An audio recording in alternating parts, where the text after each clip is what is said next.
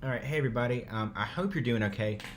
For whatever reason, I'm having all kinds of issues with my microphone, and so I'm using the silly little uh, microphone with my computer, not the one that I was hoping for.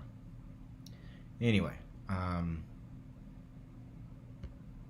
yeah, that's a little frustrating. Anyway, so here we go. I'm going to share this on Facebook, and then I want to talk to you a little bit about cooking with gas. If you look at the,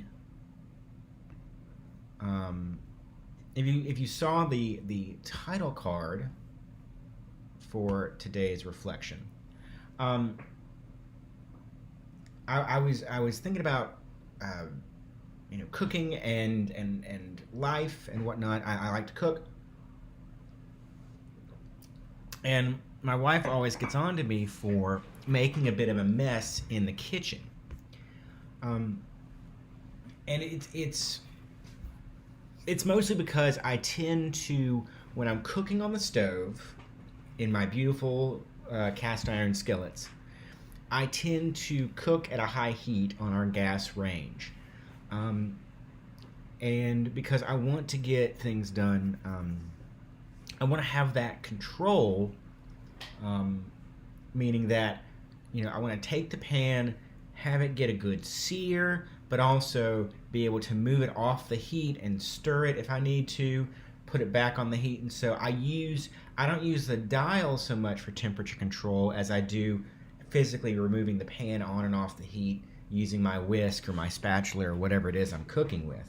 Um, and because when you have that high heat ready right there, you get those like good little brown edges on your fried egg, or if you're cooking like corned beef hash, you get that nice Maillard reaction under the corned beef, or if you're doing a steak or whatever it may be. So I tend to, unless I'm doing a soft scrambled egg, I tend to cook hot and fast, which leads to a lot of splatter, which makes my wife sad because I make a mess. And so I've really been trying to, unless it's a recipe that specifically calls for high heat, like searing a steak, I've tried really hard to remember to step down on my heat production so that I can maybe cook more clean and not have so much to clean up. Also, using a splatter guard for the top of your skillet's pretty nice. But anyway, that's beside the point. The metaphor is going to start to break down if I bring other kitchen implements into the conversation. And so that made me think about, what am I doing? Am I cooking with too much gas because I'm in a hurry, or because I like the fast-paced, high-energy, like showmanship of it? I don't know. Do I watch too much Food Network? Yes, but what have you? I don't know. And so that made me think about, what does the Bible say about rushing and taking your time? And so that's what I'm going to talk about today. Speaking of my hobbies and cooking and whatnot, the fact that I cook on the stove so hot and fast is really the antithesis of my primary hobby, which is barbecuing, slow smoking meat outside on my backyard smoker. A brisket is going to take 10, 11, 12 hours, sometimes more. Ribs are going to take, to do them right, at least 7. Things won't be quick. And I like that. In fact, I seek out cuts of meat to put on my smoker so I can tend to them for an entire day. And I usually won't even get to enjoy them that day. Usually they have to go and rest in a cooler or in a low oven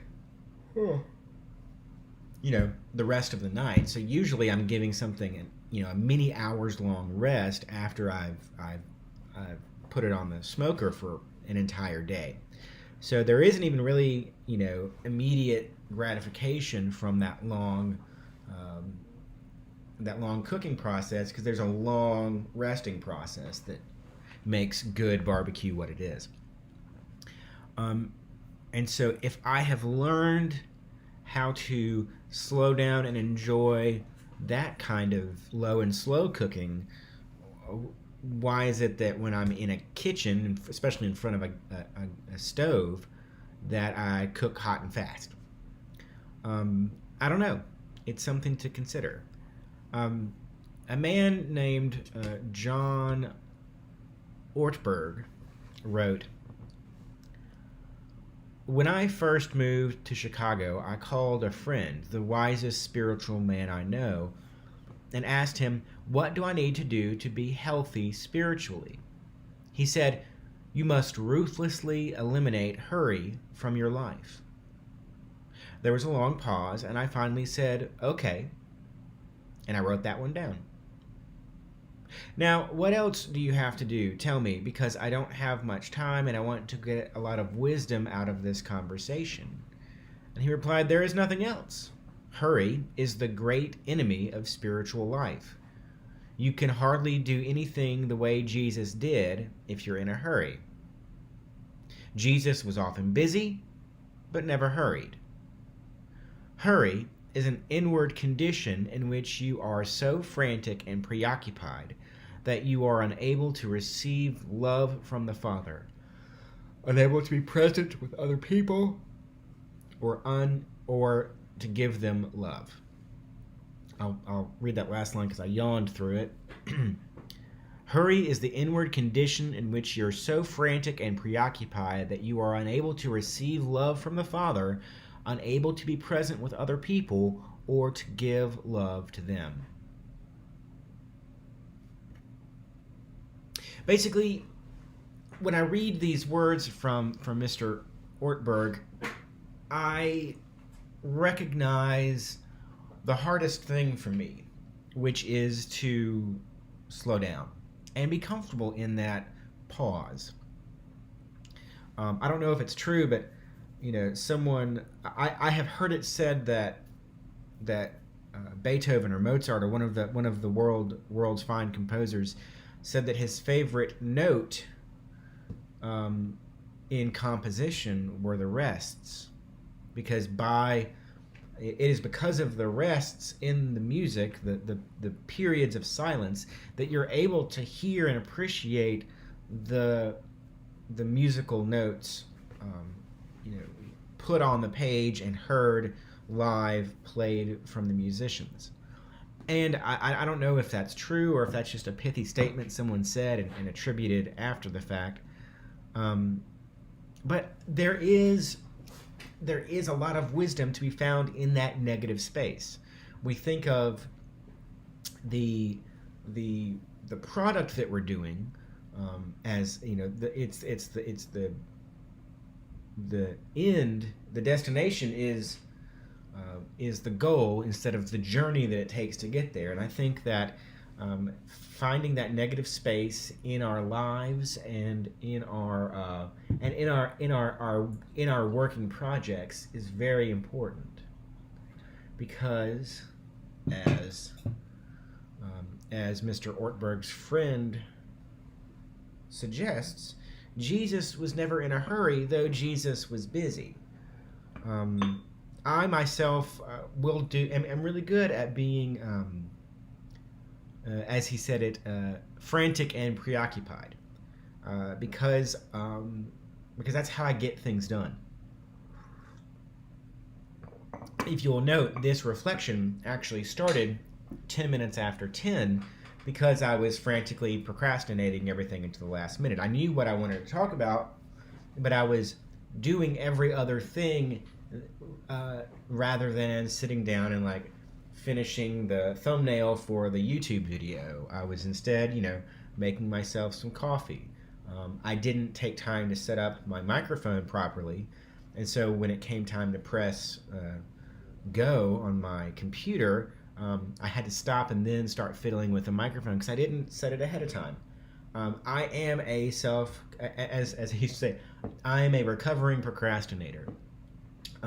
It's part of how I get things done. And I really try hard. If you listen to the podcast or if you followed these reflections online, you will know that I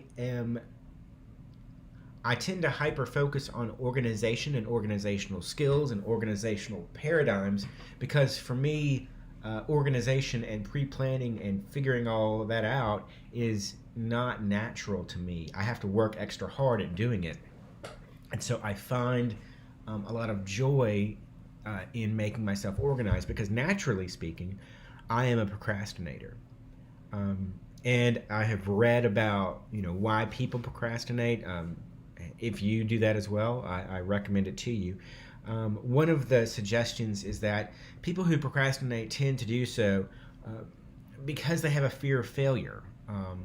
And I would strongly identify with that because basically if you procrastinate, it sort of gives your brain, it gives your emotions an out as far as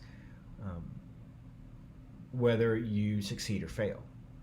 So if you for example, are studying for a spelling test and you procrastinate and you put it off until the very end, you might think to yourself, oh, but when it's crunch time, that's when all of my focus, all of my juices flare up, all of my focus goes into hyperdrive. I'm really cooking with gas, as the title implies, and I'm able to really study super efficiently in a very condensed amount of time. Excuse me. But that's kind of a misnomer because what you're really doing is you're saying, if I don't do well on the spelling test, you can then look back and say, well, it's because I only had, X amount of minutes to study. I only had an hour to study versus the many nights of study that I had planned on having. So giving yourself or procrastinating at the last minute and rushing through your study or your preparation or your doing of it basically is a way for you to give yourself an out when you don't live up to your own expectations, when you quote unquote fail, even if you actually succeeded, you just didn't do perfectly. So whether you're a recovering perfectionist or a procrastinator, it is very easy for us to hurry. And I'm not saying that if you're hurrying, it's because you're a procrastinator or because you have ADD or anything like that. Those of us that do, it's part of a lot of what we do. But I'm not saying that is necessarily your situation. What I am saying is that things don't just settle down. You have to want it to be that way. If you wait to get around to what really matters, you're never going to do what God perhaps is calling you to do. And that diminishes your connection with the divine. It, makes your soul wither, or at least, retreat into itself. So you must ruthlessly eliminate, Ortberg suggests, ruthlessly eliminate hurry from your life. And it's not like your boss at work can do this for you, or your priest, or your spouse or partner, or your children or your friends, or any of those people around you. Those aren't going to be the people who reduce the hurry from your life. The people who reduce the hurry from your life are going to be you. And you do that by carving out time to get things done in a long, drawn-out way, so that you give it the time to reflect and to ask yourself, well, how did that go? How did that project go? How did that assignment go? How did today go? And give yourself space to reflect upon, well, here's some real good stuff I noticed today. Here's some stuff that I could improve upon. And then you take that feedback and you apply it to the next day.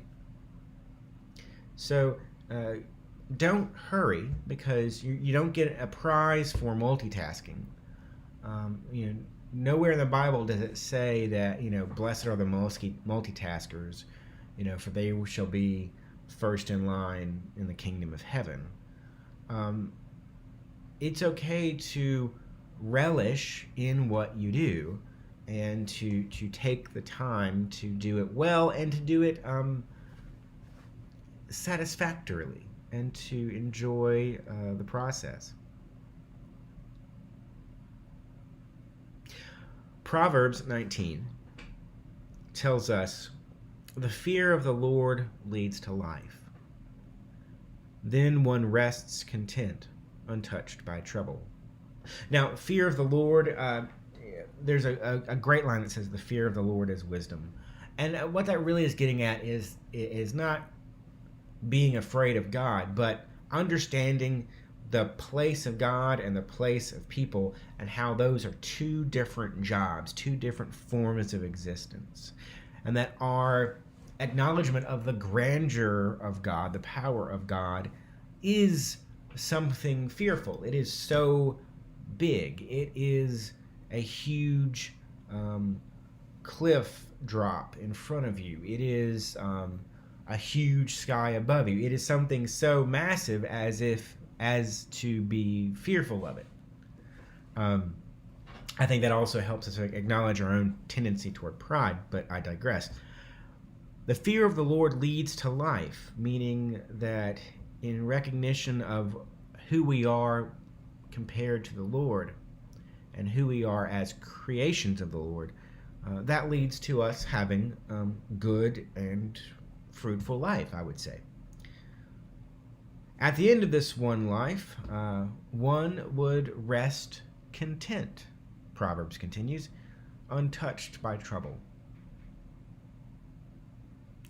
The second passage I would say is also from Proverbs. Desire without knowledge is not good, and the one who moves too hurriedly misses the way. I'll say that again. Desire without knowledge is not good, and the one who moves too hurriedly misses the way.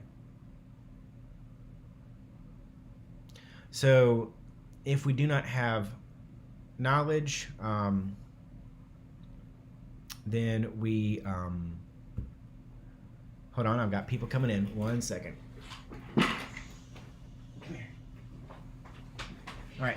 Can you say hey to the people?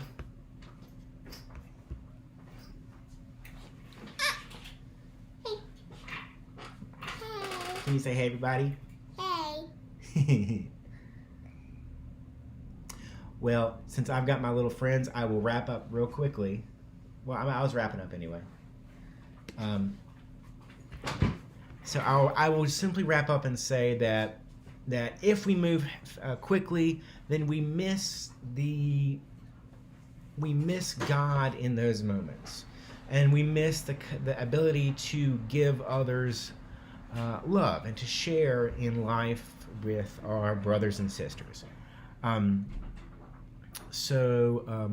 Again, let us all be cognizant to remove hurry from our life. And yes, that does require some planning, and it does require some extra work, some extra forethought, but honestly, I think that would help a lot of us do things with a lot less stress. This passage doesn't speak about stress. The quotes that the reading that I read and the quotes from Scripture that I mentioned don't talk necessarily specifically about stress, but let's face it, we are way too stressed out people. I think there's a lot more stress in the modern age than there was in first century Palestine. And I think that's mostly our own doing and our love of being busy and productive and using those as measures of success. So let us, in order to be spiritual and to live into a greater spiritual life, let us try to aggressively remove hurry from our days. Perhaps we wake up every day saying a prayer to God as the first word on our lips, and we end our day at the very end with the last word on our lips before we enter the great silence of sleep is to say a thank you and an amen. So I leave those thoughts with you, my dear ones. I hope you are well. I hope you take this message to heart. I'm going to remind myself of it throughout the day and in the days to come. And as always, dear ones, God bless.